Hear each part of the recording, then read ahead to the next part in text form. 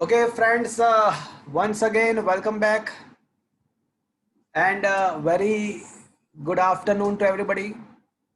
I hope you all are safe, your family member, your relative, your parents, all are safe, and you are enjoying this new era, this new way of learning. Friends, uh,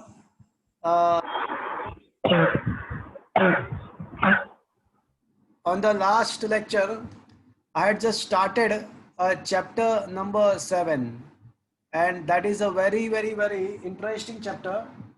Friends, this is the chapter. If you do this chapter simultaneously with the me, then it will be easily, you will able to score easily in the board examination.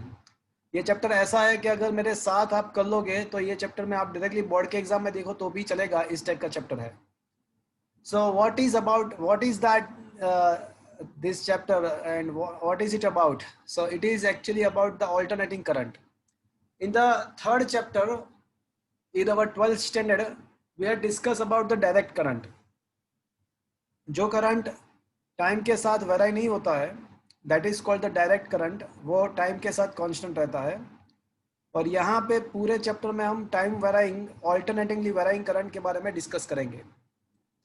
Friends, six chapter जहाँ पे and हो रहा है वहीं पे chapter number 7 start हो रहा है. सिक्स चैप्टर में लास्ट टॉपिक जो था दैट वाज द जनरेटर. सो हमने देखा था कि जनरेटर के अंदर ऑल्टरनेटिंग वोल्टेज प्रोड्यूस होता है.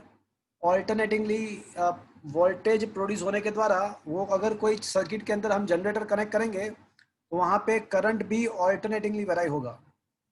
So basic difference between the AC and DC I had explain you. मैं थोड़ा आपको 10 एक मिनट जो है ना वो रिवीजन करवा रहा हूँ.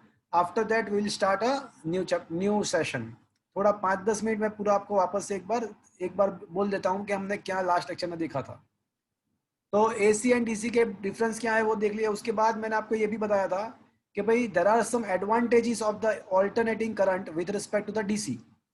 डीसी के रिस्पेक्ट में एसी के कुछ एडवांटेजेस है, जैसे उसका प्रोडक्शन इजीली हो सकता है, उसका ट्रांसमिशन भी विदाउट एनर्जी लॉस हो सकता है, उसमें हम वोल्टेज को इंक्रीमेंट डिक्रीमेंट भी हम इजीली कर सकते हैं. सो these are the advantages of the alternating current over a DC. So in whole world, in every domestic application, alternating current and alternating voltage are used. फिर उसके बाद फ्रेंड्स, उसके बाद हमने ये भी देखा था कि भाई हम अब क्या करेंगे कि अलग अलग सर्किट फॉर्म करेंगे. Only inductor, only capacitor, only resistance, ऐसे अलग अलग सर्किट हम बनाएंगे और हम देखेंगे कि करंट कितना फ्लो हो रहा है. We are going to produce the AC circuit. AC circuit का मतलब क्या हुआ कि अगर सर्किट में हम जनरेटर कनेक्ट करते हैं, जनरेटर, तो उसको एसी सर्किट बोलते हैं. तो देखो, जो पहले हमने इंट्रोडक्शन दिया उसके बाद जब फर्स्ट क्वेश्चन मैंने जो आपको कराया था, जो आपके कुमार पब्लिकेशन के बुक के अंदर सेकंड क्वेश्चन है कि भाई ओनली रेजिस्टेंस है तो उसके लिए आपको करंट का फॉर्मूला निकालना है. तो मैंने यहाँ पे आप देख सकते हो, यू जस्ट सी हियर. तो यहाँ पे मैंने क्या किया, जनरेटर के साथ एक रेजिस्टेंस को कनेक्ट किया और पैरेलल कॉम्बिनेशन के फंडामेंटल से मैं ऐसा कह सकता हूँ कि voltage across the resistance will be equal to the voltage of the generator. तो उसके हिसाब से आगे बढ़े तो हमको ये पता चला, हमको ये बात समझ में आ गई कि भाई जनरेटर अगर हम करंट रेजिस्टेंस के साथ कनेक्ट करते हैं तो वोल्टेज का formula V M sine omega T है. तो करंट का फॉर्मूला भी कुछ ऐसा ही मिलेगा, I M sine omega T मिलेगा, where I M is equal to V M by R, where I M is equal to V M by R. That is to be noted. But आप देख सकते हो कि दोनों का जो phase है ओमेगा टी दोनों का फेज सेम है. तो उसका मतलब क्या हुआ, in the case of pure resistive circuit, AC circuit, the current and voltage are in the same phase, in phase का मतलब साथ में जीरो होना, साथ में मैक्सिमम होना, साथ में जीरो होना, साथ में नेगेटिव मैक्सिमम होना. तो दोनों के जो साइकिल्स है वो एक साथ हो जाएगा. तो फ्रेंड्स, एक और चीज यहाँ पे आप देख सकते हो कि जो साइकिल है ऑल्टरनेटिंग साइकिल है, तो उसका जितना पार्ट पॉजिटिव है उतना ही नेगेटिव है. तो अगर आप उसका एक कंप्लीट साइकिल के अंदर उसका एवरेज निकालोगे करंट का, तो what will be the average of the whole cycle, मुझे क्या मिलेगा पूरा एवरेज, कोई बताएगा मुझे. वन कंप्लीट साइकिल जीरो अगर आप एवरेज निकालोगे तो क्या मिलेगा आपको. जीरो तो वो आपको एवरेज 0 मिलेगा। क्यों? बिकॉज जितना पार्ट पॉजिटिव है उतना नेगेटिव है। But remember, no doubt about that, it's average of current is 0, but the power dissipated will not be 0, power उसका 0 नहीं होगा। तो वो पावर फाइंड करने के लिए सबसे पहले पहले आरएमएस वैल्यू क्या है वो हम डिस्कस कर लेते हैं। तो ये जो क्वेश्चन है वो कुमार पब्लिकेशन के बुक में 4th क्वेश्चन दिया हुआ है, बट मैंने सेकंड ले लिया। आरएमएस का मतलब क्या हुआ कि कोई भी फिजिकल क्वांटिटी का पहले स्क्वायर करो, स्क्वायर करने के बाद उसका एवरेज निकालो, और एवरेज निकालने के बाद उसका रूट निकालो। तो ये जो होगा that is called the root mean square. तो स्क्वायर निकालो, उसका एवरेज निकालो, उसका रूट निकालो, तो that is called its RMS value. तो हमने ये प्रूव कर दिया है कि अगर करंट है I is equals to I M sine omega T, तो उसका आई आर एम एस अगर फाइंड करेंगे तो that will be I M by root two. तो करंट का R M S value I M by root two. Similarly voltage का R M S भी हम कह सकते हैं कि V M by root two होगा। Similarly we can also say that the V R M S will be equals to V M by root two, ये भी हम कह सकते हैं। तो V R M S is also equals to V M by root two, that is 0.707 V M. तो RMS average कैसे निकालना होता है उसके बारे में भी हमने डिस्कस किया था कि भाई अगर एवरेज निकालना है तो वो कैसे निकलेगा। तो भैया वो भी हमने डिस्कस किया था कि अगर कोई भी चीज़ का अगर आपको एवरेज निकालना है कोई भी फंक्शन का, तो 1/t 0 to t f of t dt आपको इंटीग्रेशन करना होता है। तो हमने देखा कि cos omega T cos 2 omega T का एवरेज 0 होता है। तो हम साइन या कोसाइन फंक्शन का एवरेज, वैसे भी लॉजिकली भी हमको पता है कि उसमें जितना पार्ट पॉजिटिव होता है उतना ही नेगेटिव होता है। तो साइन या कोसाइन का एवरेज ऑलवेज 0 होता है, वो लॉजिकली भी पता है, ये मैथमेटिकली प्रूव कर दिया। अब हम हमने पावर का फॉर्मूला डिराइव किया था। इन the case of only resistance what is the power. तो फ्रेंड्स ओनली रेजिस्टिव सर्किट में हमने पावर का फॉर्मूला निकाला था कि भाई पावर तो आई स्क्वायर आर होता है, बट ये आई स्क्वायर आर मतलब डेसिपेटेड पावर किसको बोलते हैं।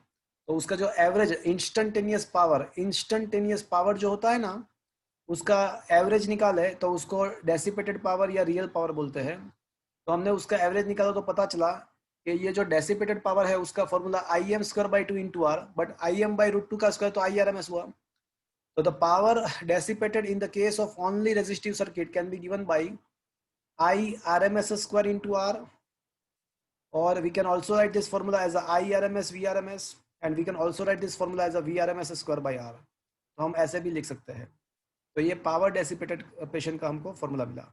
उसके बाद फेजर क्या है और how can you draw the phasor, उसके बारे में डिस्कस किया था, और उसका यूज क्या है। तो उसका यूज आपको नेक्स्ट लेक्चर में पता चल जाएगा, बट मैं ऐसा बोल देता हूं कि फेजर के द्वारा करंट एंड वोल्टेज के बीच में आप फेज डिफरेंस इजीली फाइंड कर सकते हो।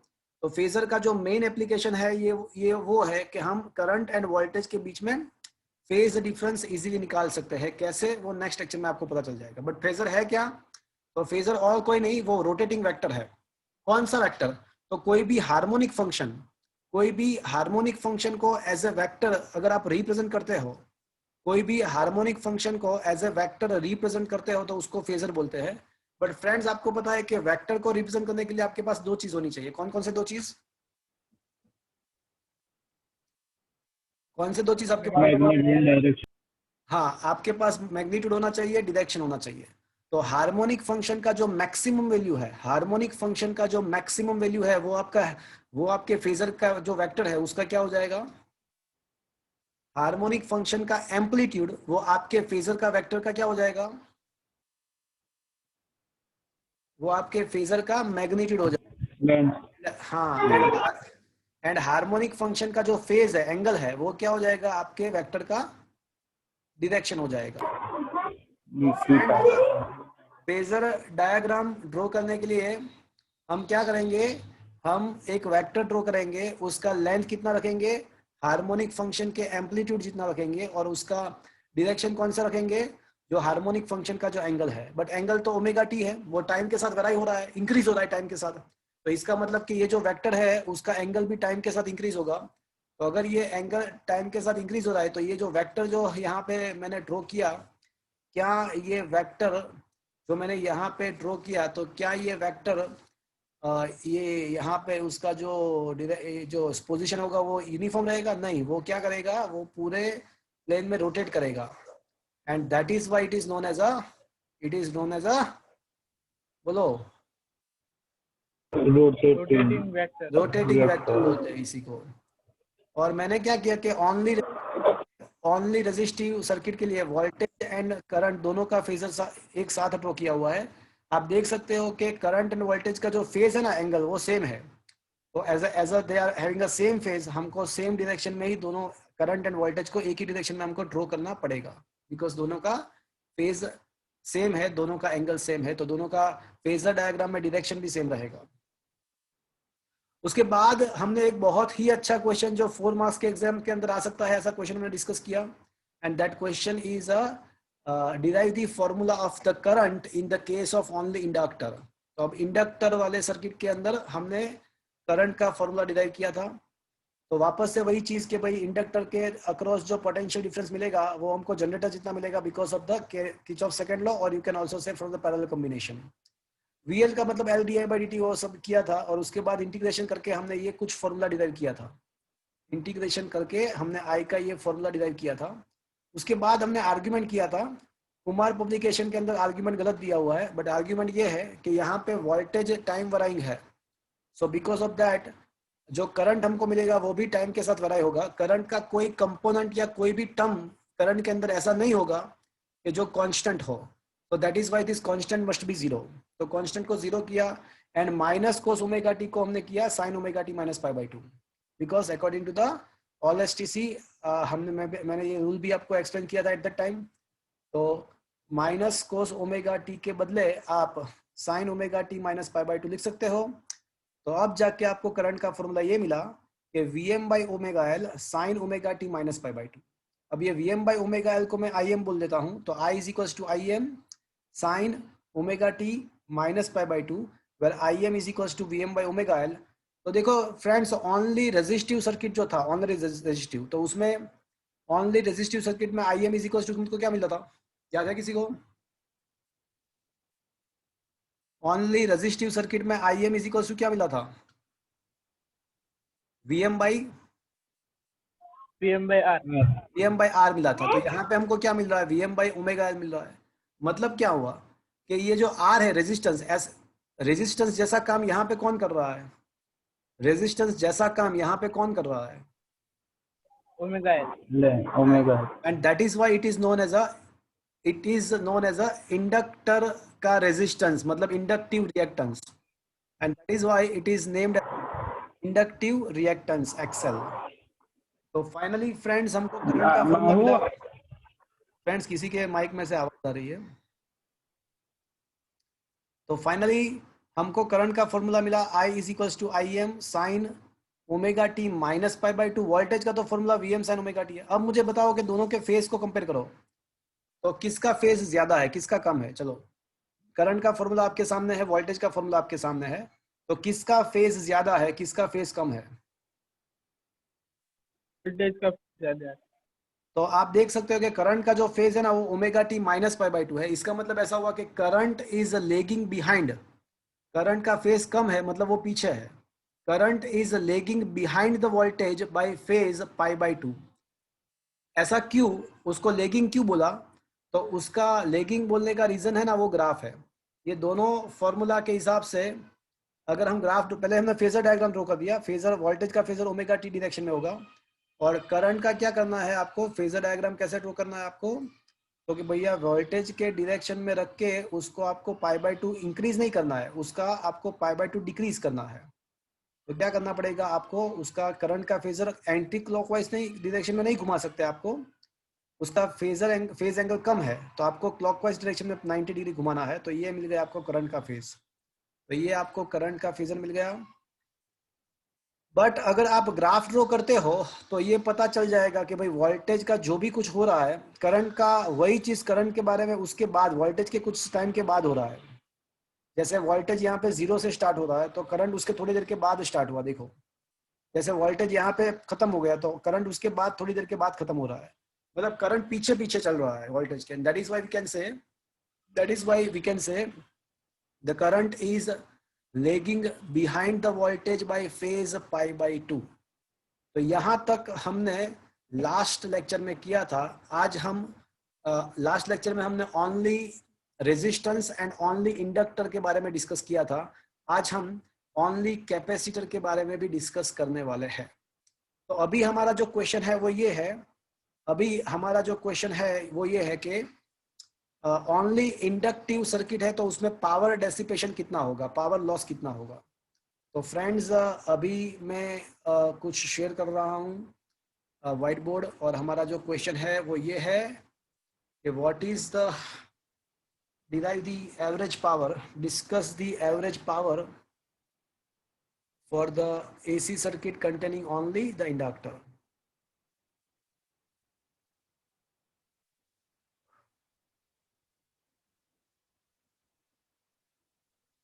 फ्रेंड्स, क्या मेरी आवाज आपको आ रही है? यस। ओके, सो अभी हमारा टास्क क्या है भैया?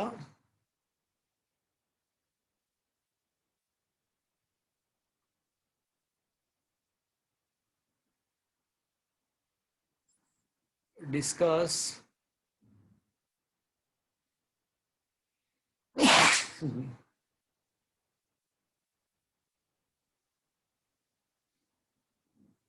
Average power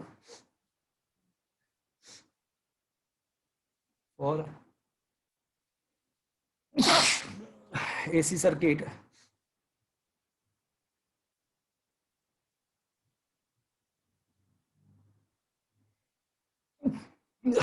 consist of only inductor.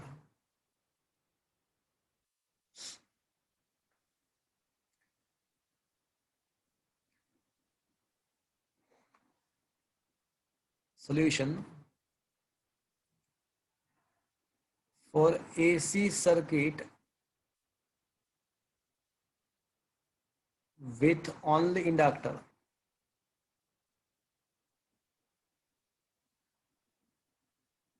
We had learnt that if the equation of a voltage is a Vm sin omega t, then we come to know that the equation of current, बोलो किसी को याद है current का equation क्या था?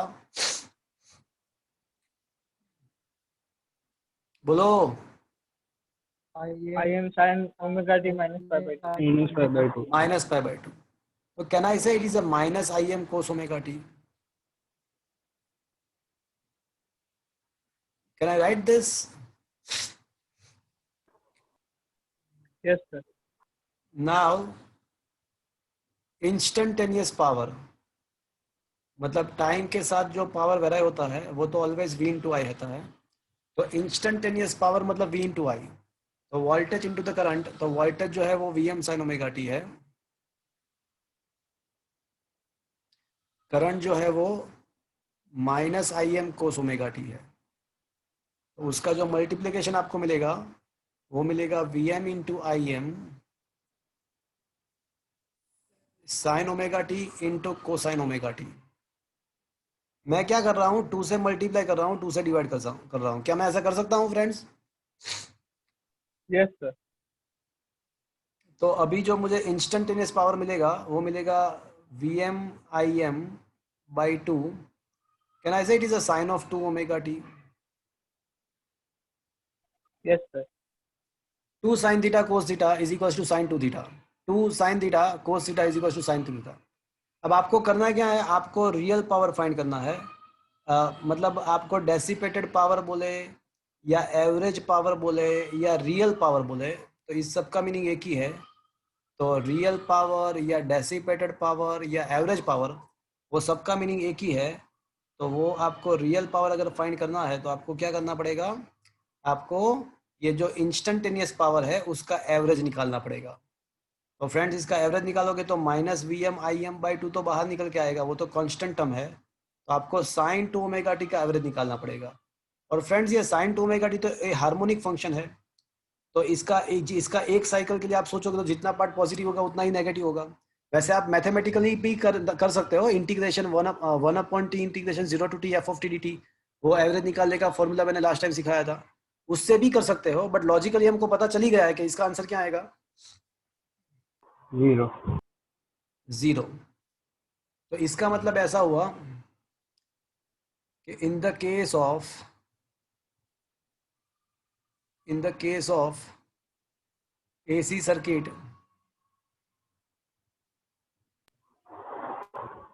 Only inductor,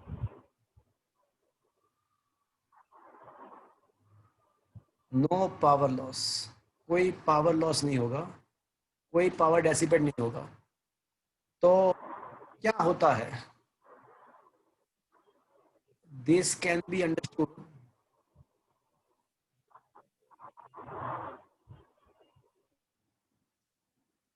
graphically as well. तो इसको हम ग्राफिकली भी समझ सकते हैं। तो मैं बताऊँ आपको क्या होता है। तो होता ये है कि देखो ये वोल्टेज एंड करंट का जो डायग्राम है टाइम के साथ, वो मैं अभी ड्रॉ कर रहा हूँ। ओनली इंडक्टर के बारे में हम डिस्कस कर रहे हैं अभी, ओनली इंडक्टर के बारे में हम डिस्कस कर रहे हैं। तो वोल्टेज का तो आपको पता है कि वो साइन फंक्शन है, वो साइन फंक्शन टाइम। સર આમાં વોલ્ટેજ ઇન્ડક્ટરનું નહીં લેવાનું? क्या बोल रहे हो? हाँ, तो वो इंडक्टर का ही वोल्टेज है, बराबर है। तो नहीं, वोल्टेज होगा। સર हाँ बोलिए। L D I by D T, वो हमें मतलब यहाँ पे हम जो डिराइव कर रहे हैं एवरेज पावर को, तो हम voltage L D I by D T नहीं लेंगे? देखो आप भूल गए, थियरी में हमने कहाँ से स्टार्ट किया था इंडक्टर में, वो दोनों पैरेलल में है। तो चाहे आप जनरेटर का वोल्टेज सोचो या इंडक्टर का, दैट विल बी सेम। हमने वहां से ही तो स्टार्ट किया था। अच्छा, okay sir. Is it okay? Yes yes okay. Yes sir. તો એટલે સાચેમાં પાવર લોસ જ ના થાય, કશું ના થાય? हाँ हाँ, नहीं होगा ना, वो नहीं होगा। वो क्यों नहीं होगा उसको मैं पहले मैंने इक्वेशन से सिखाया, अब मैं आपको प्रैक्टिकली सिखा रहा हूँ। अब वो प्रैक्टिकली क्यों नहीं होगा वो भी मैं आपको सिखा रहा हूँ। तो क्या है कि हम देखो यहाँ पे वोल्टेज का साइकिल चलता जाएगा। जनरेटर का जो वोल्टेज है वो ऐसे इसका साइकिल चलता जाएगा।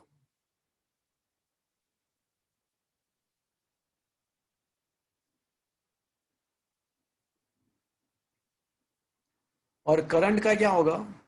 तो आपको पता है कि current is lagging behind the voltage. तो करंट जो है ना वो वोल्टेज से लेगिंग है, बिकॉज ओनली इंडक्टर में करंट थोड़ा लेग होता है। तो करंट का अगर आप ट्राई करोगे तो it will be like this. तो ऐसा आपको करंट का साइकिल मिलेगा। करंट का जो साइकिल है वो कुछ ऐसा मिलेगा आपको, और फिर चलता जाएगा और फिर चलता जाएगा, चलता जाएगा। सर हाँ बोलो। Hello sir. बोलो। सर यहाँ पे पी जीरो किस तरह है वो मुझे समझ नहीं पड़ी। क्या बोल रहे हो? आप जरा स्पीकर में बोलो। सर वो पी वहाँ पर जीरो किस तरह, हाँ तो ये सर देखो वहाँ पर ये। पी जीरो हाँ किस हाँ तरह है हाँ। वो मुझे समझ नहीं पड़ी। हाँ मेरी बात सुनो, ये क्या लिखा है मैंने।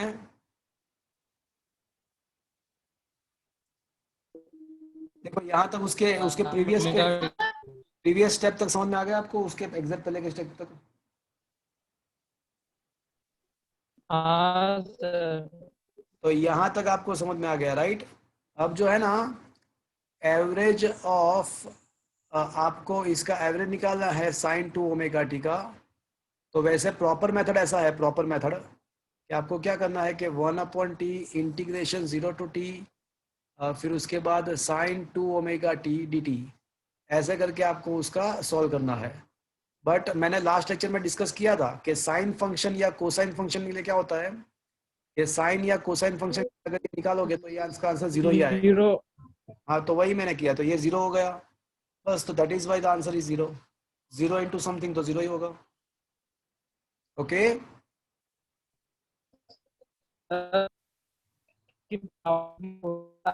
आवाज नहीं आ रही, आपकी आवाज नहीं आ रही है। सर पावर हाँ की बोलो। फॉर्मूला तो आई स्क्वायर आर थी ना। वो किसके पावर की लिए था? हाँ फॉर्मूला वो आई स्क्वायर आर किसके लिए था? रेजिस्टेंस दैट के वाज लिए। फॉर द ओनली रेजिस्टेंस, वो रेजिस्टेंस का बात खत्म हो गया। अब हम किसकी बात कर रहे हैं? तो अलग अलग केसेस में आंसर अलग अलग आएगा। You will be having the different एक formula for the power for the different cases. So right now we are discussing only with the inductor. तो ओनली रेजिस्टेंस में तो पावर लॉस हो रहा था, बट अभी किसकी बात कर रहे हैं हम? Discuss the average power for a AC circuit consisting inductor. Inductor. तो अभी हम इंडक्टर की बात कर रहे हैं। तो हमने क्या किया, इंडक्टर के केस में वोल्टेज कितना था एंड करंट कितना था, उसका दोनों का फॉर्मूला हमने लिया जो हमने डिराइव किया था, और पहले इंस्टेंटेनियस पावर फाइंड किया और उसका एवरेज निकाला, तो हमको रियल पावर मिल गया। तो no doubt the formula for the power was I square R, but that was the formula in the case of only resistance, and right now we are dealing with the only inductor. Is that understood now? Yes sir. Okay. तो अब मैं है ना आपको mathematically तो मैंने prove करके दिया कि पावर जीरो होता है, बट अभी मैं प्रैक्टिकली आपको समझा रहा हूँ कि एक साइकिल खत्म होगा ना, एक साइकिल, तो पावर जीरो ही होगा। तो हम है ना हमारा सोचने का यहाँ से स्टार्ट करेंगे। हम हमारे सोचने का मैक्सिमम वोल्टेज से स्टार्ट करेंगे। तो मैं है ना यहाँ से, हम यहाँ पे से सोचने का स्टार्ट करेंगे। So forget about this part, इसको भूल जाओ। हमारा सोचना यहाँ से स्टार्ट होगा। ओके। तो ये ज़ीरो हमारे लिए है, ज़ीरो मोमेंट। फिर ये हमारे लिए हो जाएगा मोमेंट नंबर वन।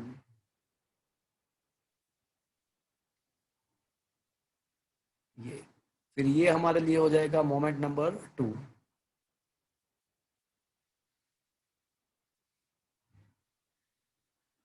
फिर ये हमारे लिए हो जाएगा मोमेंट नंबर थ्री। और ये हमारे लिए हो जाएगा मोमेंट नंबर फोर। तो ये 0 to 1, 1 to 2, 2 to 3, 3 to 4। जैसे ही आप 4 पे आ जाओगे तो देखो वोल्टेज मैक्सिमम से स्टार्ट हुआ था, वापस से मैक्सिमम आ गया, तो मतलब एक साइकिल खत्म हुआ। वोल्टेज मैक्सिमम से स्टार्ट हुआ था, वापस से वो मैक्सिमम पे आ गया, मतलब एक साइकिल खत्म हुआ, और फिर उसका रिपीटेशन ही होता जाएगा, फिर उसका तो रिपीटेशन ही होता जाएगा। तो सबसे पहले केस वन फॉर 0 to 1। तो 0 to 1 में आप देख सकते हो कि वोल्टेज जो है ना, आप देख सकते हो कि वोल्टेज मैक्सिमम है और डिक्रीज होकर जीरो हो रहा है। वोल्टेज डिक्रीज हो रहा है and with the same respect and simultaneously current increase हो रहा है। देखो, देखा आपने, करंट इंक्रीज हो रहा है। ये जो ग्राफ है ब्लू कलर का, वो वोल्टेज के लिए है। ब्लू कलर जो का ग्राफ जो है वो वोल्टेज के लिए है, एंड रेड कलर का जो ग्राफ है वो करंट के लिए है। तो आप देख सकते हो कि 0 to 1 जो केसेस है, 0 to 1, तो उसके अंदर क्या हो रहा है, करंट इंक्रीज हो रहा है एंड वोल्टेज डिक्रीज हो रहा है। देखिए आपने 0 to 1 में 1/4, that is 1/4 part of the cycle.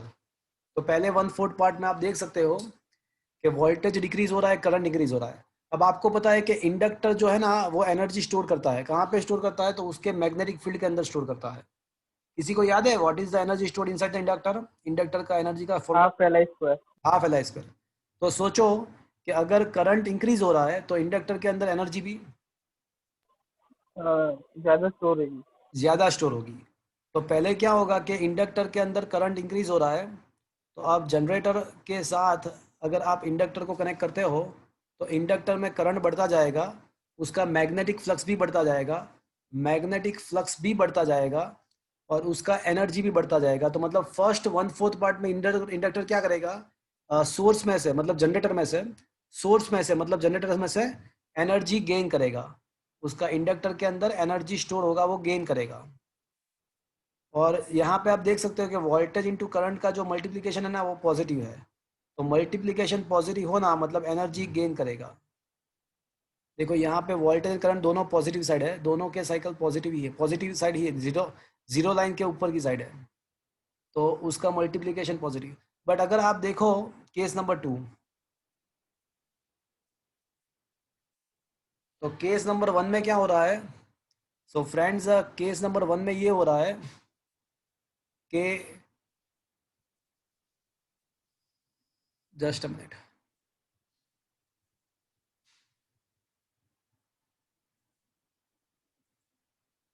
तो केस नंबर 1 में करंट वोल्टेज रिड्यूस हो रहा है, करंट इंक्रीज हो रहा है और एनर्जी ग्रेजुअली इंडक्टर में स्टोर, जो करंट पास हो रहा है इंडक्टर में से, जो करंट पास हो रहा है वो इंक्रीज होता जाएगा। इंडक्टर सोर्स में से एनर्जी को स्टोर करेगा, एनर्जी वो उसके अंदर, उसके मैग्नेटिक फील्ड के अंदर स्टोर करेगा। तो ये चीज़ किसके लिए मैंने बताई? 0 to 1 पार्ट के लिए मैंने बताया।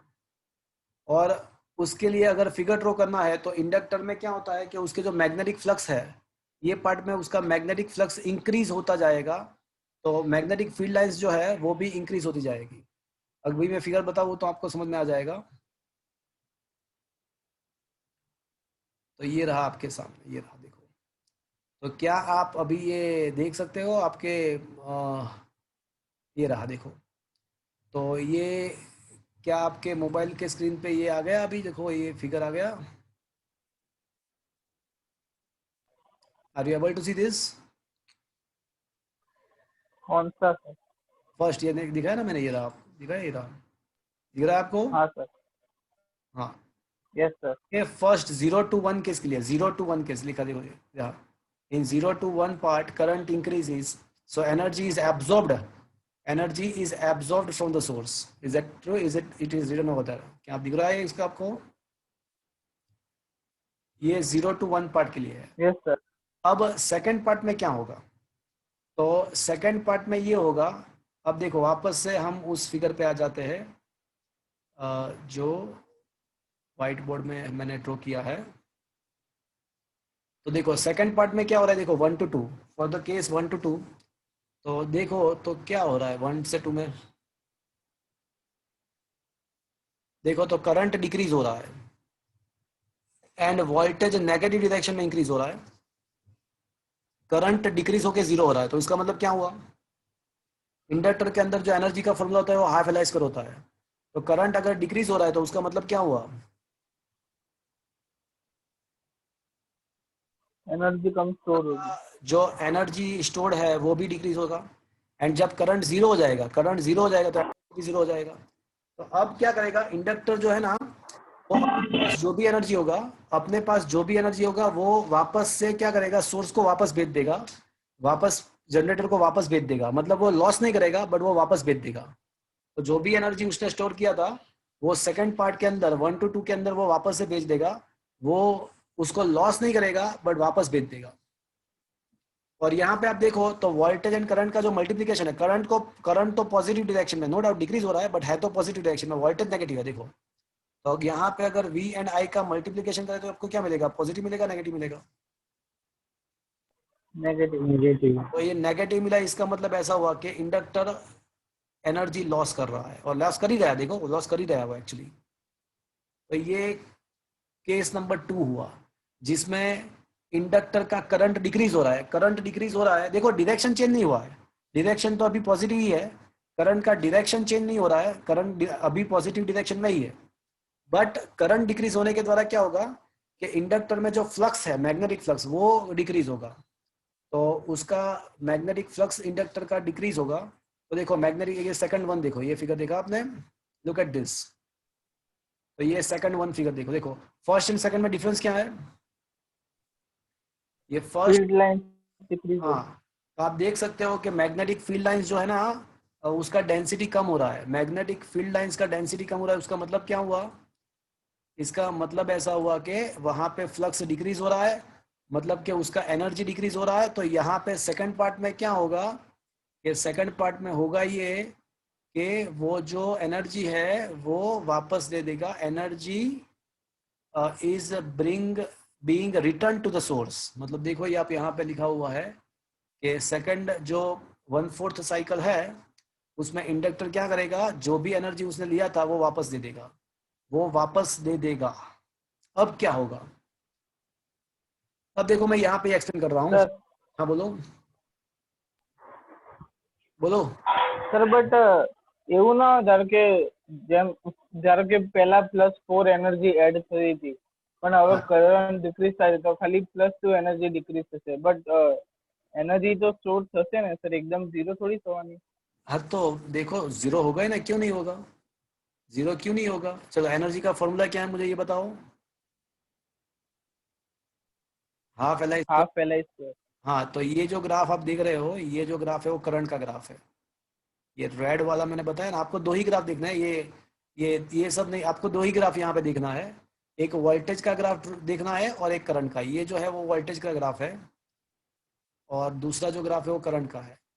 तो 0 to 1 रीजियन में देखो, करंट जीरो से मैक्सिमम हुआ, करंट जीरो से मैक्सिमम हो रहा है, तो एनर्जी भी जीरो से मैक्सिमम होगा।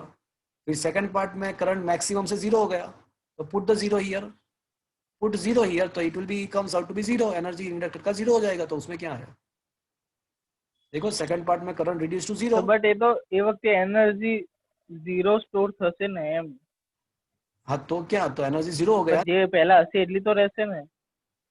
कौन सा था, कौन सा एनर्जी था? તો એટલે એનર્જી સ્ટોર થવાનો સર, એટલે ધારો કે हम्म, કરંટ મેક્સિમમ હતું ત્યારે મેક્સિમમ એનર્જી સ્ટોર થતી હતી, હવે કરંટ हाँ, ઝીરો છે ત્યારે एनर्जी, તો स्टोर ઝીરો થશે, પણ પહેલા જે હતું એટલું તો રહેશે ને। पर पहले कुछ था ही नहीं ना, पहले करंट जीरो था। करंट जीरो से स्टार्ट हो रहा है, देखो यहाँ पे जीरो है, तो मतलब करंट जीरो है तो एनर्जी जीरो होगा। फिर ग्रेजुअली करंट इंक्रीज होगा, तो वहां पे उसका एनर्जी मैक्सिमम हो जाएगा इंडक्टर का। तो वापस से क्या करेगा, वापस से सेकंड पार्ट में वो करंट जीरो हो रहा है, तो वापस से एनर्जी जीरो हो जाएगा। तो क्या दिक्कत क्या है? સર એટલે ધારો કે મેં એક બોક્સમાં 4 બોલ્સ પહેલા નાખ્યા, પછી 2 બોલ્સ નાખ્યા, પછી 0 બોલ્સ નાખ્યા, પણ 6 બોલ તો અંદર રહેશે ને બોક્સની અંદર, એમ કહું क्या છું। बोल रहे हो? देखो यहाँ पे इंडक्टर के अंदर તો એટલે એનર્જી एनर्जी का जो फॉर्मूला है वो हाफ एल आई स्क्वायर है। उसमें एल कांस्टेंट है, इंडक्टेंस तो कांस्टेंट है, बट ये जो आई है वो वेरिएबल है। तो इन द 0 to 1 केस, आई का वैल्यू जीरो से शुरू होके मैक्सिमम हो रहा है। तो मतलब क्या होगा कि एनर्जी भी gradually 0, 1 joule, 2 joule, 3 joule, 50 joule, तो 50 जूल तक एनर्जी बढ़ा, बिकॉज करंट बढ़ा। अब क्या होगा, अब वापस से वो करंट डिक्रीज होना स्टार्ट होता है, तो एनर्जी भी डिक्रीज होना स्टार्ट हो जाएगा। अब उसके पास 50 जूल था, तो वो क्या करेगा, ग्रेजुअली वो वापस से जितना भी एनर्जी उसमें स्टोर किया था वो वापस देने लगेगा। वो 50 में से वापस से 40 पे आ जाएगा, 40 में से वापस से 30 पे आ जाएगा, 30 में से वापस से 20 जूल पे आ जाएगा। लास्ट में वो पूरा जितना भी एनर्जी है वो वापस उसको कम्प्लीटली कम्प्लीटली वापस दे देगा। तो कौन सा है ना, कौन सा रह गया, कौन कौन रह गया, बोलो क्या बोल रहे हो आप? એટલે જેમ જેમ સર આ કરંટનો જે ગ્રાફ છે એ જ એનર્જીનો ગ્રાફ છે એવું કહેવાય। कह सकते हैं, बट 100% नहीं, बिकॉज करंट तो फिर नेगेटिव भी होगा, करंट तो फिर नेगेटिव भी होगा ना, तो एनर्जी नेगेटिव नहीं हो सकती, उसका स्क्वायर तो पॉजिटिव ही रहेगा। હા સર, સમજી ગયો। तो એટલે એ જ ટાઈમે કરંટ જે જેટલો હશે એ જ ટાઈમે એનર્જી એટલી રહેશે, પછી વેરિયેબલ થઈ જશે એમ ને। क्या बोल क्या क्या पूछना क्या चाहते हो मुझे? सिंपल सी ये फॉर्मूला देखो, half L I square formula है।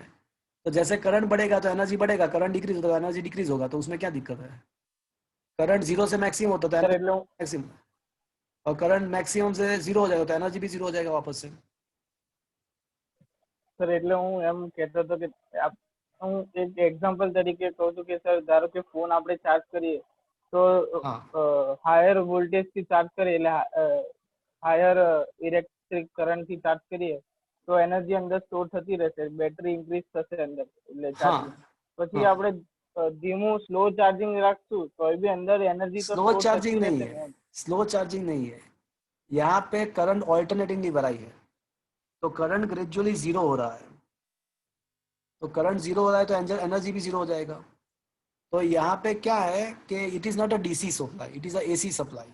आप डीसी एसी में कंफ्यूज हो रहे हो, मतलब सप्लाई एनर्जी प्रोवाइड करता ही रहेगा ऐसा नहीं है, वो एनर्जी वापस भी ले लेगा सप्लाई। तो यहाँ पे वो इस टाइप का सप्लाई है कि वो एनर्जी प्रोवाइड भी करेगा, वापस भी लेगा।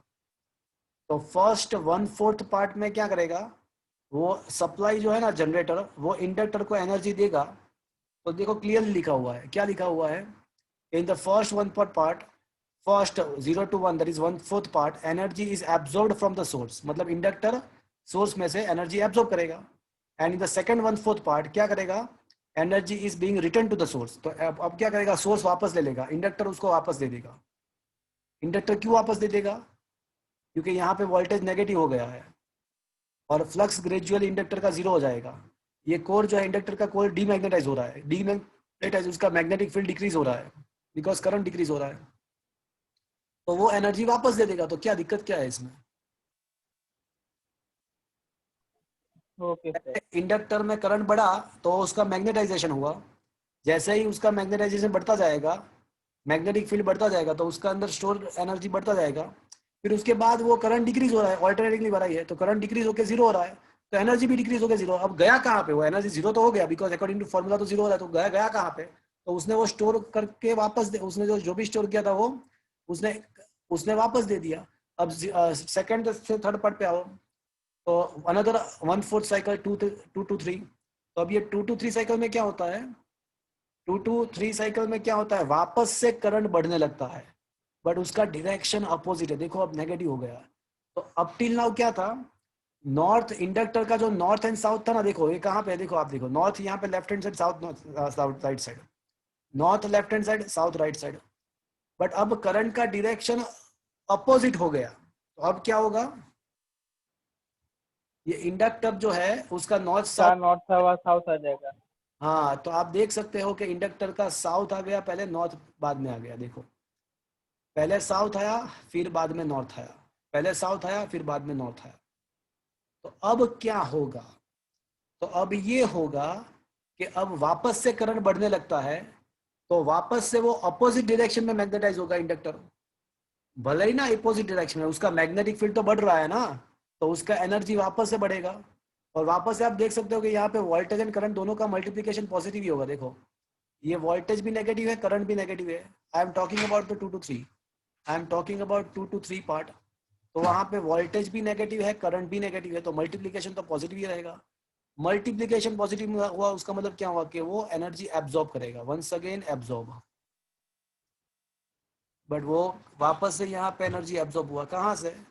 तो बोले सोर्स में से। और लास्ट पार्ट में वापस से क्या होता है? वापस से उसका करंट जीरो होता है। देखो मैक्सिमम से जीरो हो रहा है, तो वापस से उसका करंट मैक्सिमम से जीरो हो रहा है, तो क्या करेगा? वो जितना भी एनर्जी उसने स्टोर किया था वो सोर्स को वापस दे देगा। तो energy during the 1/4 cycle of the 2-3 part, जो भी सोर्स से हमने 2-3 पार्ट में जो भी एनर्जी सोर्स में से एब्जॉर्ब किया था, वो ये साइकिल में क्या करेगा? वो सोर्स को वापस दे देगा। पूरा मैग्नेट, मतलब क्या होगा? इंडक्टर मैग्नेटाइज होगा, डीमैग्नेटाइज होगा, मैग्नेटाइज होगा, डीमैग्नेटाइज होगा, मैग्नेटाइज होगा, डीमैग्नेटाइज होगा। तो every time it will gain the energy, return back to the energy. It will gain the energy from the source, it will return the energy to the source, but nowhere it is going to loss. कहीं पे भी वो energy का loss नहीं करेगा। तो इसीलिए हम बोलेंगे कि इसका जो रिजल्टेंट लॉस्ट पावर है, डेसिपेटेड पावर है, वो जीरो रहेगा बिकॉज उसने एनर्जी लॉस नहीं किया है। जितना लिया उतना वापस दे दिया, जितना लिया उतना वापस दे दिया, तो यहाँ पे कोई लॉस नहीं होगा। So is that clear? ये प्रैक्टिकली हमने पूरा समझा दिया। Is it okay now? तो ये 4 केसेस है और इसका 4 मार्क्स है। बट आपको यहाँ पे स्टार्ट कहाँ से करना है? देखो स्टार्ट आपको मैक्सिमम वोल्टेज से करना है, ये आपको माइंड में रखना है। आपको आपका सोचने का जो साइकिल है, ये आपको जो साइकिल है वो मैक्सिमम वोल्टेज से स्टार्ट करना है, that is to be noted. और करंट जीरो से स्टार्ट करना है, फिर उसका रिपीटेशन होता रहेगा। Is that clear to you everybody? क्या ये बात यस समझ? सर। ओके,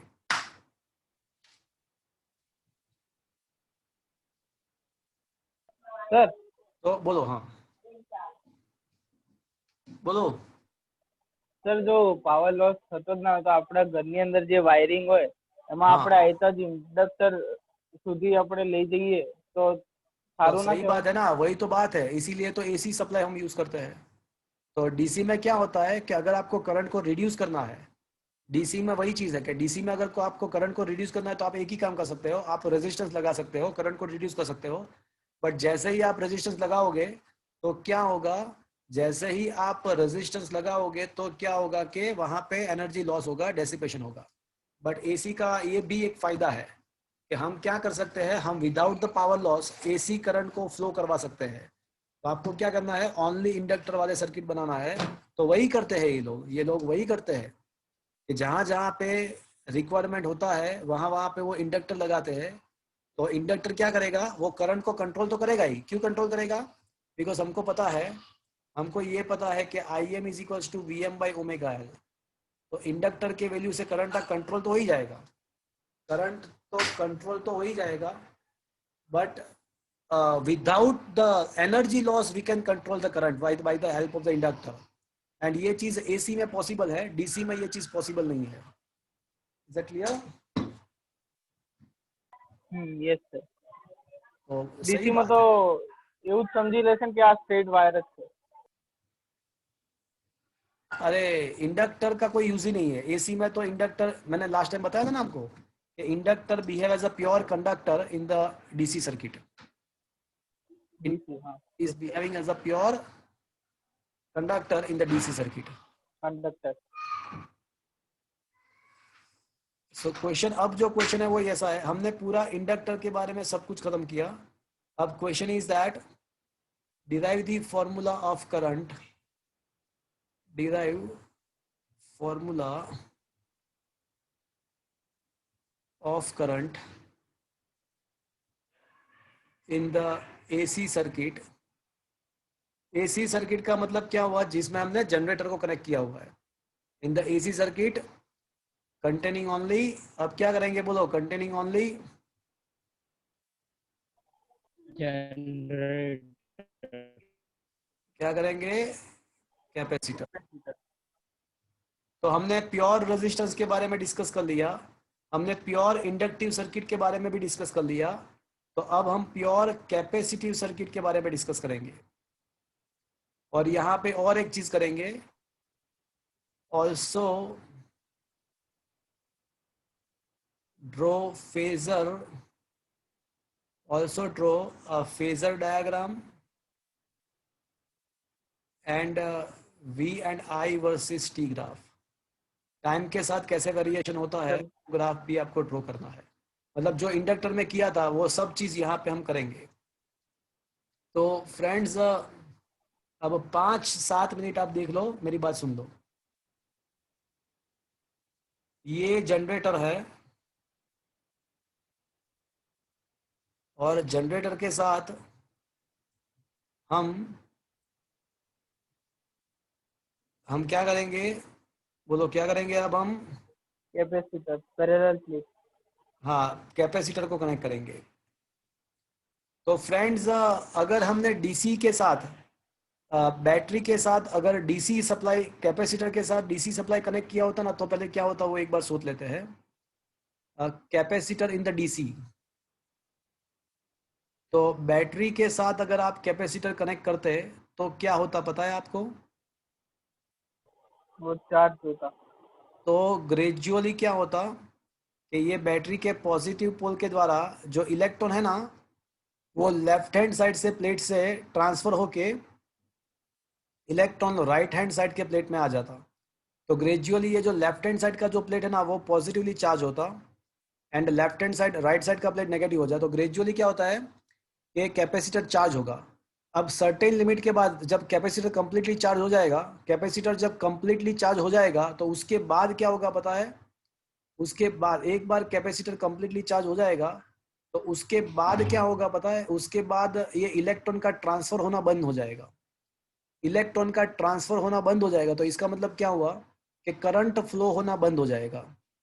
तो अगर डीसी सर्किट के बारे में सोचते हैं तो current can flow only for the some minor time. तो करंट क्या होगा कि अगर डीसी सर्किट के बारे में अगर सोचते हैं तो करंट कुछ I0 से स्टार्ट होगा, बट ग्रेजुअली करंट डिक्रीज होता जाएगा और एक टाइम ऐसा आ जाएगा करंट जब कैपेसिटर कंप्लीटली चार्ज हो जाएगा। अगर वोल्टेज के बारे में, कैपेसिटर के वोल्टेज के बारे में ग्राफ ड्रॉ करेंगे तो वो ऐसा मिलेगा आपको। अगर वोल्टेज का ग्राफ ड्रॉ करें कैपेसिटर में, वैसे मैंने ये चार्जिंग डिस्चार्जिंग के केसेस जेडबली के लेक्चर में पूरे इक्वेशन के साथ, ये ग्राफ पूरे इक्वेशन के साथ मैंने एक्सप्लेन किया है। कैपेसिटर का चार्जिंग डिस्चार्जिंग मैंने पूरा इक्वेशन के साथ आपको समझाया है जेडबली के लेक्चर में, तो उसके नोट्स देख लेना। तो जब ये कैपेसिटर कंप्लीटली चार्ज हो जाएगा ना, eight that time current zero हो जाएगा।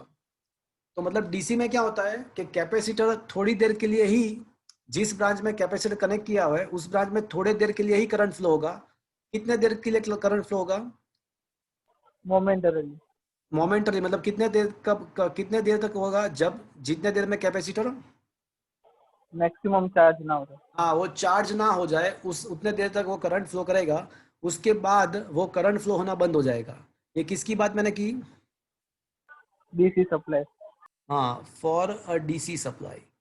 तो इसका मतलब ऐसा हुआ, हमने बहुत सारे क्वेश्चन हमने डिस्कस ये भी किए थे थर्ड चैप्टर में, कि जिस ब्रांच में कैपेसिटर था तो उस ब्रांच का याद है हमने करंट जीरो ले लिया था। The branch consist of capacitor, तो हाँ सर। का हमने करंट जीरो क्यों लिया था, पता चला आपको? हाँ सर। बिकॉज वहाँ पे थोड़ी देर में करंट जीरो हो जाएगा।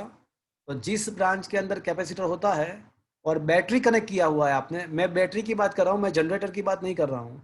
तो बैटरी अगर कनेक्ट किया हुआ है तो कैपेसिटर वाली ब्रांच में कोई करंट फ्लो नहीं होगा।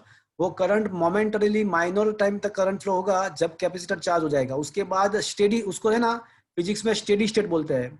एक बार कैपेसिटर चार्ज हो जाता है तो उसको स्टेडी स्टेट बोलते हैं। तो कैपेसिटर चार्ज हो जाएगा तब सर्किट स्टेडी स्टेट अचीव करेगा, और वो स्टेडी स्टेट में कोई करंट कैपेसिटर वाली ब्रांच में पास नहीं हो पाएगा, बिकॉज वो चार्ज का ट्रांसफर होना बंद हो जाएगा। बट अब आ जाओ हमारे केस पे, हम एसी की बात करते हैं। तो एसी में क्या होता है सोचो। तो एसी में तो ये होता है भैया कि जनरेटर है। तो जनरेटर में क्या होगा, सपोज के मोमेंटली ये पॉजिटिव है ये नेगेटिव है, ये पॉजिटिव है ये नेगेटिव है, तो क्या होगा, तो इलेक्ट्रॉन कहाँ से कहाँ पे ट्रांसफर होगा। सोचो कि ये पार्ट पॉजिटिव है नेगेटिव है, तो इलेक्ट्रॉन ऐसे ट्रांसफर होगा। मतलब यहाँ इलेक्ट्रॉन ऊपर के प्लेट से नीचे की प्लेट में ट्रांसफर होगा, तो ये मतलब ऊपर का प्लेट पॉजिटिव होगा, नीचे का नेगेटिव होगा। बट थोड़ी ही टाइम में क्या हो जाएगा, थोड़े टाइम में क्या हो जाएगा, नहीं, नेगेटिव ये पॉजिटिव हो जाएगा। नेगेटिव हो जाएगा ये पॉजिटिव हो गया, तो फिर वापस से इलेक्ट्रॉन कहाँ से कहाँ पे ट्रांसफर होगा, क्लॉकवाइज हो जाएगा फिर। तो वो वापस से उल्टा ट्रांसफर। मतलब यहाँ पे एसी में तो क्या हो जाएगा कि इलेक्ट्रॉन प्लेट वन से प्लेट टू, वापस से प्लेट टू से one, one to two, two से one, one to two, two से वन, चलता ही रहेगा चलता ही रहेगा चलता ही रहेगा। इसका मतलब ऐसा हुआ कि करंट कभी भी जीरो नहीं होगा। जीरो नहीं होगा। तो अब आप समझे AC circuit and DC circuit capacitor में क्या वर्क करता है। Yes sir.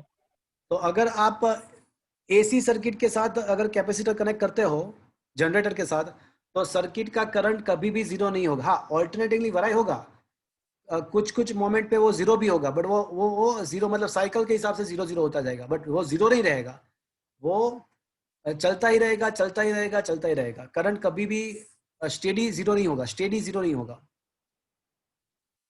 तो एसी सर्किट में हम ऐसा कह सकते हैं कि एसी सर्किट में हम ऐसा कह सकते हैं कि करंट चलता ही जाएगा। तो अब यहाँ पे क्या मैं ऐसा कह सकता हूँ, वापस से पैरेलल कॉम्बिनेशन है, तो वापस से जनरेटर का वोल्टेज इक्वल टू कैपेसिटर का वोल्टेज, क्या मैं ऐसा कह सकता हूँ हाँ yes sir.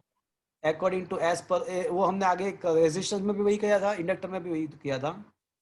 So according to the K S L Kirch of second law, तो voltage across the capacitor is equal to generator voltage. तो कैपेसिटर का वोल्टेज बोलो, फॉर्मूला बोलो, कैपेसिटर का वोल्टेज का फॉर्मूला क्या होता है क्यू बोलो। By C. Q by C, very good. And generator का वोल्टेज क्या है भैया, वो V M sine omega T. V M sine omega T. तो क्यू को सब जगह इक्वेशन बना दे, तो वी एम इंटू सी इंटू साइन ओमेगा टी होगा। जो टारगेट है वो क्या है,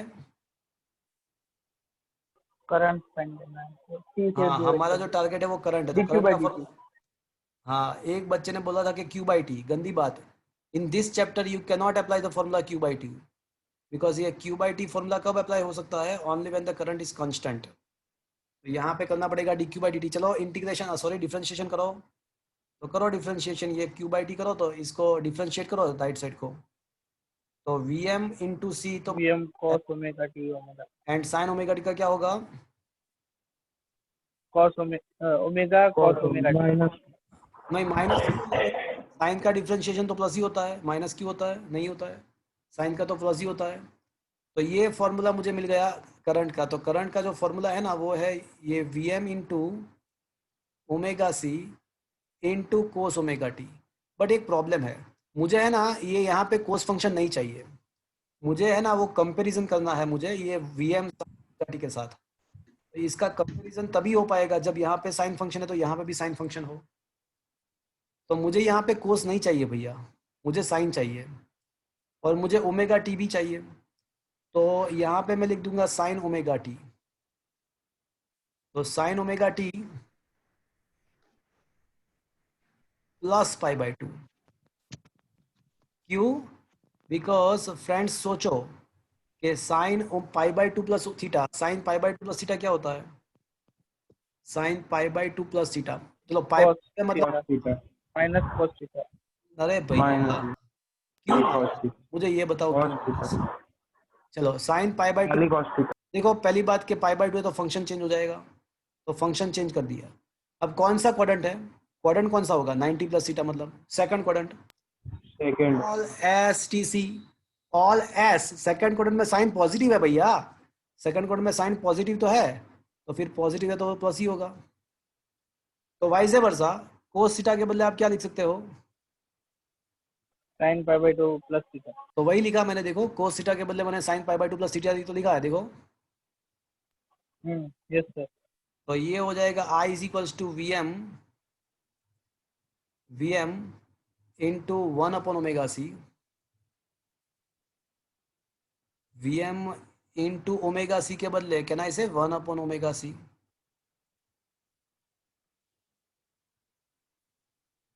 sign omega T plus pi. क्या मैं ऐसा लिख सकता हूँ, यस और नो? Yes sir. तो that is equals to I M sine omega T plus pi by 2, where I can say Im is equals to what?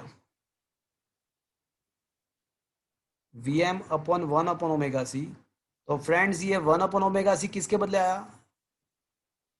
Resistance के बदले आया, तो इसको मुझे क्या बोलना पड़ेगा? XL. XC, and XC is equals to क्या बोलना चाहिए मुझे? 1/ओमेगा सी इज इक्वल्स टू क्या हो जाएगा? ये कोई बताएगा मुझे?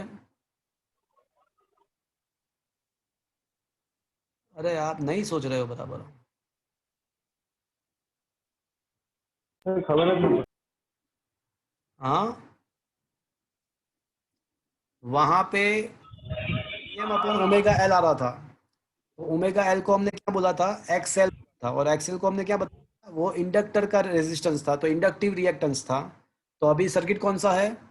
सर्किट कैपेसिटिव है। तो ये Vm अपॉन जो भी आएगा, Vm अपॉन जो भी आएगा वो एक टाइप का रेजिस्टेंस होगा, बट किसका? कैपेसिटर का रेजिस्टेंस होगा। तो हमको क्या मिला यहाँ पे? Vm अपॉन 1/ओमेगा सी मिला। तो ये 1/ओमेगा सी हमारे लिए क्या हो गया? एक टाइप का रेजिस्टेंस। किसके टाइप का? तो ये कैपेसिटर का रेजिस्टेंस मिला। कैपेसिटर का रेजिस्टेंस होगा तो उसको क्या बोलेंगे? कैपेसिटिव रिएक्टेंस, और उसका सिंबल क्या देंगे? XC। तो फ्रेंड्स याद रखो, एक्सएल हमको जो मिला था इंडक्टर में वो ओमेगा एल था, that was the inductive reactance. और हमको यहाँ पे एक्सी जो मिला वो क्या मिला? 1/ओमेगा सी मिला, that is to be noted. क्या ये बात आपको समझ में आया? Yes sir. और दूसरी बात यह है कि करंट जो है वो वोल्टेज से लेगिंग है या लीडिंग है? लीडिंग। हाँ, here you can see, here current is leading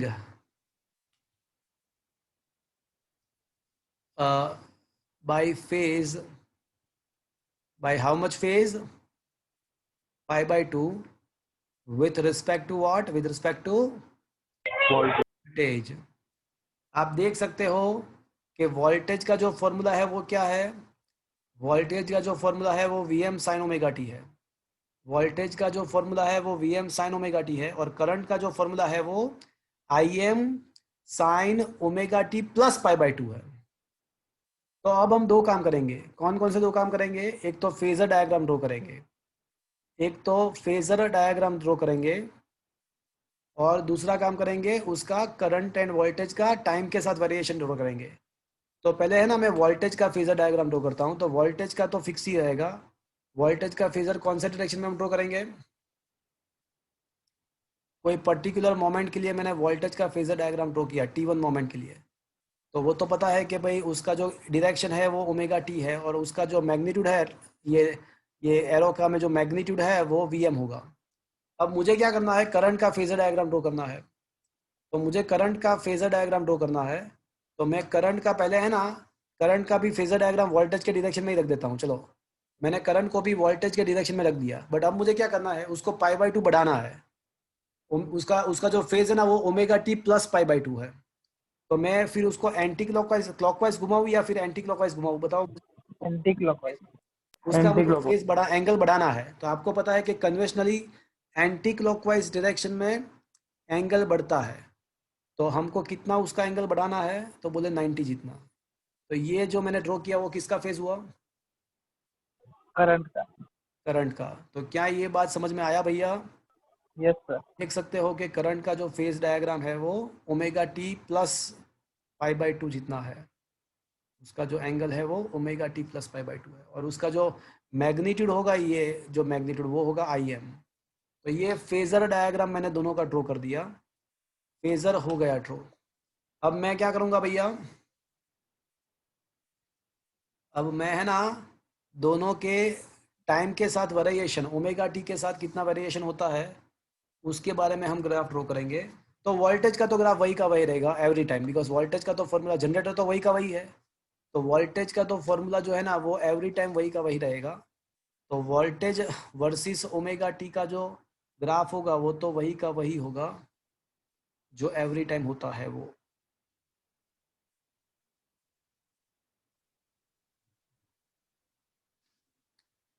voltage का तो जो ग्राफ मिलेगा वो तो वही का वही रहेगा।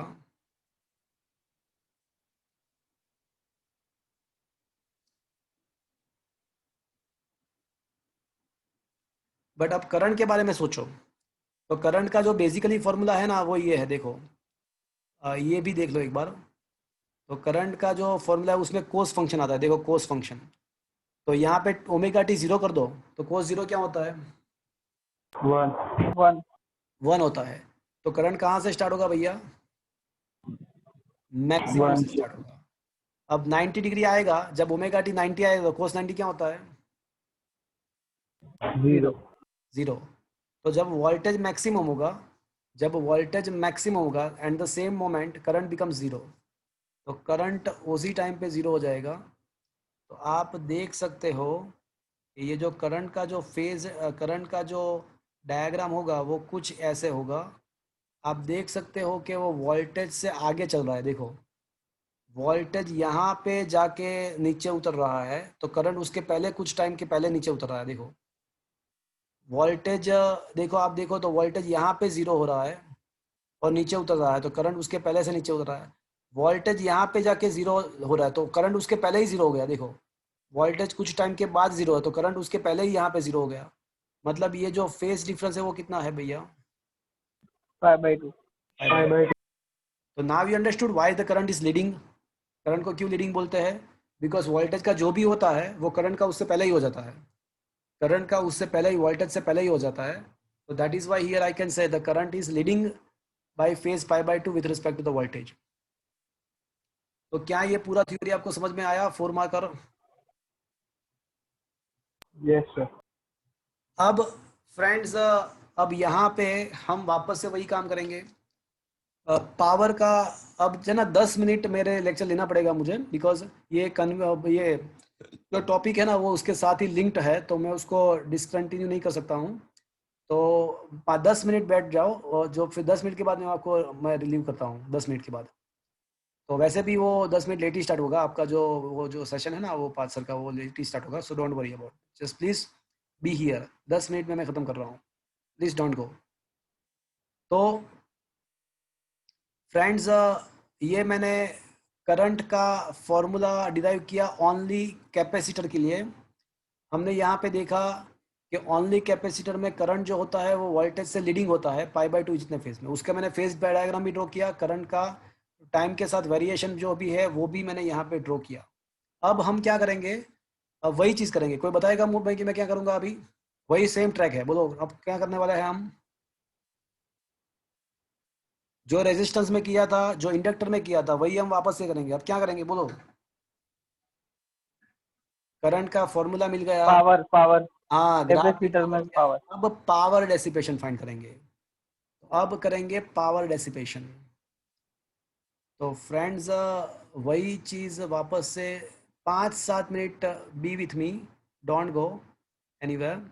सो अब हम वही चीज़ करेंगे, पावर फाइंड कर देंगे ओनली कैपेसिटर के लिए। સર ડીસી માંથી કોઈ ખુલ્લો વાયર પડ્યો હોય તો આપણે એને ટચ કરી શકીએ ને, કારણ કે ત્યારે કરંટ ફ્લો નહીં થાય એમાં. हाँ देखो, चाहे एसी हो या डीसी हो, जब सर्किट क्लोज नहीं होता ना तो करंट फ्लो हो ही नहीं पाएगा.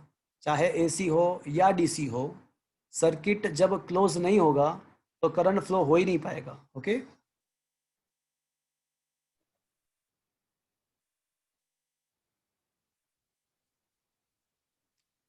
Discuss the average power for AC circuit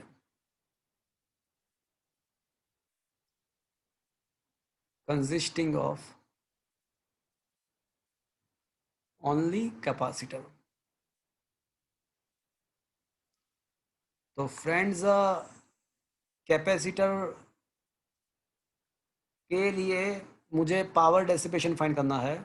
तो हमको ये पता है कि फॉर एसी सर्किट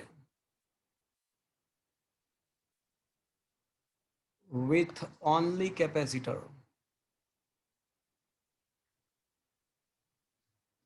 वोल्टेज का तो फॉर्मूला वही का वही है कि VM sine omega T. Voltage का तो फॉर्मूला वही रहेगा VM sine omega T. But यहाँ पे करंट का फॉर्मूला क्या रहेगा? बोले आई एम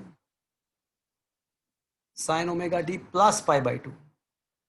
और you can also write this formula as a, तो क्या लिखूं मैं? I M cos omega T.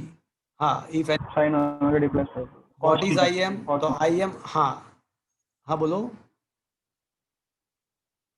What is I M? तो I M is equal to V M upon X C, where X C is equal to 1 upon omega C, where X C is equal to 1 upon omega C. अभी तो मुझे voltage and current का formula मिला. अब मैं क्या करूंगा? Instantaneous power. तो इंस्टेंटेनियस पावर के लिए मुझे क्या करना पड़ेगा? वी इंटू आई करना पड़ेगा. तो फ्रेंड्स, वोल्टेज इंटू करंट करो तो वी एम वोल्टेज का फॉर्मूला है V M sine omega T, current का फॉर्मूला है I M cos omega T. तो ये हो जाएगा V M into I M sine omega T into cos omega T. 2 से डिवाइड करते हैं, 2 से मल्टीप्लाई करते हैं. तो फ्रेंड्स, ये तो वापस से क्या हो गया? 0 2 साइन थीटा कोस थीटा. तो ये तो क्या हो गया? sin to omega t. Sign to omega T. But ये तो मुझे इंस्टेंटेनियस पावर मिला. तो अगर मुझे एवरेज पावर निकालना है, तो एवरेज पावर अगर मुझे निकालना है तो उसको कैपिटल पी बोलेंगे. तो capital P is equal to the average of the instantaneous power. तो V M I M by 2 तो बाहर निकल आएगा और एवरेज होगा साइन टू ओमेगा टी का. तो वैसे साइन टू ओमेगा टी का एवरेज क्या होता है भैया? वो तो हमने वापस से वही बात हुआ. तो क्या हो जाएगा वापस से? 0. Friends, the circuit containing only inductor. Similarly, the circuit conducting consists of only capacitor also. The power dissipation, power loss is 0. No energy loss happened. No energy loss occur. क्यों ऐसा? क्यों? तो उसको अब ग्राफिकली मेथड से समझते हैं. अब उसको ग्राफिकली हम समझने का ट्राई करते हैं. तो इसके लिए मैं डायरेक्टली नोट्स शेयर कर रहा हूँ. तो अब कैपेसिटर में भी कोई पावर डेसिपेशन नहीं हो रहा है. क्यों नहीं हो रहा है? तो उसको हम ऐसे समझ सकते हैं कि भाई देखो कि ये आपको ये देखना है, ये ग्राफ देखो. तो अब है ना, हम वोल्टेज 0 से स्टार्ट करेंगे. उसमें क्या किया था कि इंडक्टर को समझने के लिए हमने मैक्सिमम वोल्टेज से स्टार्ट किया था. यहाँ पे हम वोल्टेज 0 से स्टार्ट करेंगे. तो हमको पता है कि जब वोल्टेज, ये करंट उसका लीडिंग है, करंट जो है ना वो लीडिंग है, तो करंट थोड़ा आगे से स्टार्ट होगा. मतलब देखो, वोल्टेज यहाँ से नीचे उतर रहा है, करंट उसके आगे से नीचे उतर रहा है. आपको 2 ही चीज़ देखना है इस ग्राफ में, बाकी सब कुछ नहीं देखना है. आपको जस्ट आपको देखना क्या है? आपको ये 2 ही ग्राफ देखने हैं, करंट का एंड वोल्टेज का. तो जो रेड है ना, वो जो है ना रेड, ये जो ग्रीन है वो करंट है, एंड जो रेड है ना वो क्या है? वो वोल्टेज है. तो फ्रेंड्स, आपको पता होगा कि कैपेसिटर के अंदर जो एनर्जी स्टोर होता है उसका फॉर्मूला क्या है? Half C. उसमें हाफ सी तो कांस्टेंट है. तो जब वोल्टेज बढ़ेगा कैपेसिटर के अक्रॉस वोल्टेज बढ़ेगा तो उसका एनर्जी बढ़ेगा. जब वोल्टेज डिक्रीज होगा तो एनर्जी डिक्रीज होगा. तो 0 to 1 देखो, 0 to 1 साइकिल, तो उसमें क्या होता है? 0 to, वोल्टेज बढ़ रहा है, बोलो, अरे बोल भी दो। वोल्टेज बढ़ रहा है, वोल्टेज बढ़ रहा है, तो उसका मतलब क्या हुआ कि एनर्जी बढ़ेगी। एनर्जी बढ़ेगा, एनर्जी एब्जॉर्ब करेगा। इसमें कैपेसिटर एनर्जी एब्जॉर्ब करेगा। आप देख सकते हो कि यहाँ पे वोल्टेज एंड करंट का मल्टीप्लिकेशन दोनों टाइम लाइन के ऊपर की साइड है, तो दोनों का मल्टीप्लिकेशन वैसे भी पॉजिटिव है। तो यहाँ पे वी आई पॉजिटिव है, इसका मतलब क्या हुआ कि एनर्जी एब्जॉर्ब, इक्वेशन से भी एब्जॉर्ब होता है, ग्राफ के द्वारा भी वो एब्जॉर्ब ही होगा। बट अब 1 to 2 देखो, तो 1 to 2 में क्या हो रहा है? तो वोल्टेज मैक्सिमम से जीरो हो जा रहा है। सो वोल्टेज मैक्सिमम से जीरो हो रहा है, तो इसका मतलब क्या हुआ कि कैपेसिटर के जो अंदर का जो एनर्जी होगा वो भी डिक्रीज होगा, डिक्रीज होकर जीरो हो जाएगा। तो वो एनर्जी कहाँ पे जाएगा? तो क्या होगा कि जो 1 से 0, 0 से 1 में जो भी एनर्जी उसमें सोर्स में से गेन किया था, जनरेटर में से गेन किया था, वो एनर्जी अब क्या करेगा कैपेसिटर वो जी? सोर्स को वापस दे जनरेटर देगा, को दे देगा। जनरेटर को वापस दे देगा, उसके पास कुछ भी नहीं रहेगा, कुछ भी नहीं रखेगा। और वापस यहाँ पे आप देख सकते हो कि V इंटू आई का जो मल्टीप्लीकेशन है ना वो नेगेटिव आएगा। देखो सेकंड पार्ट में वोल्टेज तो पॉजिटिव है बट करंट नेगेटिव है, तो उसका मल्टीप्लीकेशन नेगेटिव आएगा। और आप देख सकते हो कि यहाँ पे एनर्जी लॉस होगा, मतलब वो वापस कर देगा। तो केस 1 में क्या होता है कि कैपेसिटर ग्रेजुअली चार्ज, वोल्टेज बढ़ता जाता है तो कैपेसिटर ग्रेजुअली चार्ज होता जाएगा। दूसरे केस में क्या होगा कि उसका वोल्टेज तो पॉजिटिव ही रहे कैपेसिटर का, बट वो ग्रेजुअली डिस्चार्ज होगा, मतलब थोड़ा चार्ज कम दिखाने का है आपको। अब थर्ड केस में क्या होगा, मतलब 2 to 3 में, बोलो बताएगा कोई मुझे 2 to 3 में क्या होता है?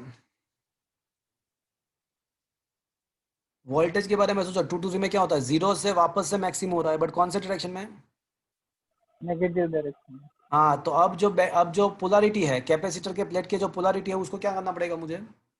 चेंज। पोलैरिटी को मुझे इन्वर्ट करना पड़ेगा, रिवर्ट करना पड़ेगा। But once again I can say the voltage magnitude of the voltage increases, no doubt polarity is reversed, but voltage वापस से इंक्रीज हो रहा है। तो वापस से क्या होगा? वापस से उसका एनर्जी, बढ़ेगा। और वापस यहाँ पे भी देख सकते हो आप, यहाँ पे करंट भी नेगेटिव है, वोल्टेज भी नेगेटिव है, तो दोनों का मल्टीप्लिकेशन क्या रहेगा? पॉजिटिव। पॉजिटिव, मतलब वापस से क्या होगा? एनर्जी बढ़ेगी। Absorb absorb. होगा। और लास्ट पार्ट में वापस से क्या होगा? वोल्टेज जीरो हो जाएगा, वापस से जीरो हो रहा है, और वोल्टेज, करंट एंड वोल्टेज का मल्टीप्लिकेशन नेगेटिव आएगा। तो इसका मतलब ऐसा हुआ कि जो भी एनर्जी कैपेसिटर ने वापस से जो स्टोर किया था वो वापस से वो क्या करेगा? वापस कर देगा, वो सोर्स को वापस कर देगा। तो यहाँ पे वहाँ पे क्या था कि इंडक्टर मैग्नेटाइज डीमैग्नेटाइज हो रहा था, इंडक्टर मैग्नेटाइज डीमैग्नेटाइज हो रहा था। यहाँ पे कैपेसिटर चार्ज डिस्चार्ज हो रहा है। तो चार्ज होते टाइम एनर्जी गेन करेगा, डिस्चार्ज होगा तो एनर्जी वापस कर देगा। फिर अपोजिट डायरेक्शन में उसका चार्जिंग होगा, अपोजिट डायरेक्शन में कैपेसिटर चार्ज होगा तो वापस से एनर्जी गेन करेगा, फिर वापस से वो एनर्जी वापस से भेज देगा, एनर्जी उसको वापस से भेज देगा। तो ये जो तीसरा वाला जो ग्राफ है ना, तीसरा वाला ग्राफ वो एनर्जी का है, वो एनर्जी का ग्राफ है। ये जो ग्राफ है ना वो एक्चुअली एनर्जी का है। तो ये एनर्जी वाला ग्राफ ऐसा कह सकते हैं। Stored energy, positive negative, positive negative, मतलब एनर्जी जब स्टोर होती है तो उसको पॉजिटिव बोला गया है। वापस से वो it will get back to the, जब वापस दे रहा है तो उसको नेगेटिव बोला हुआ है। बट आप ये ग्राफ ना ड्रॉ करो तो भी चलेगा, खाली करंट एंड वोल्टेज के ग्राफ के द्वारा आप पूरा चीज़ एक्सप्लेन कर सकते हो। तो वापस से 4 पार्ट में डिवाइड किया पूरे साइकिल को 4 पार्ट में डिवाइड किया। पहले साइकिल में कैपेसिटर को चार्ज करना है, दूसरे साइकिल में उसी डायरेक्शन में डिस्चार्ज करना है। देखो प्लस प्लस नेगेटिव नेगेटिव थोड़ा कम हो गया। फिर उसके पोलर, देखो यहाँ पे जो पोलरिटी है प्लस माइनस है प्लेट ए के एंड बी का, बट उसके बाद आप देखो तो माइनस प्लस है। क्या देखा आपने ये चीज? Yes sir.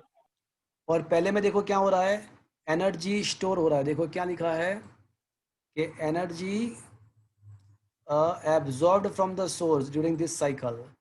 तो एनर्जी एब्जॉर्ब हो रहा है, देखो एनर्जी एब्जॉर्ब हो रहा है। और सेकंड 1/4 पार्ट में क्या हो रहा है, जो whatever the energy absorb in the 1 to 0 part will be return back to the source, उसको सोर्स। वापस दे देगा दिस क्वार्टर। तो ये फर्स्ट सेकंड खत्म हुआ।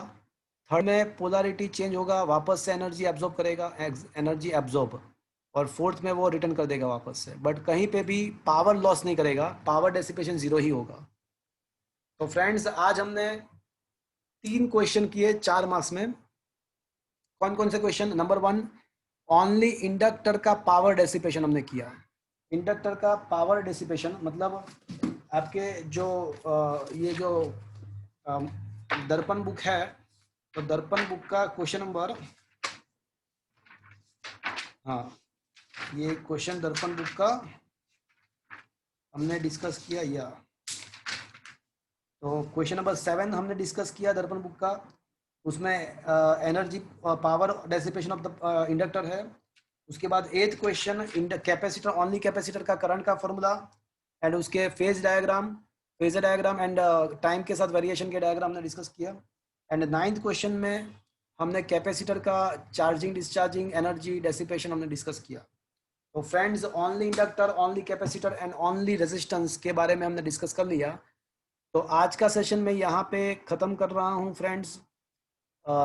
वापस से हम संडे को मिलेंगे। संडे हम जो करेंगे वो chapter number 4 and chapter number 6 के MCQ जो आपको मैंने दिया हुआ है सेल्फ लर्निंग, उसको आपको सॉल्व करके लाना है। Don't miss the Sunday lecture. आपको कंपल्सरीली संडे को सॉल्व करके लाना है चैप्टर 4 एंड चैप्टर 6 को। ओके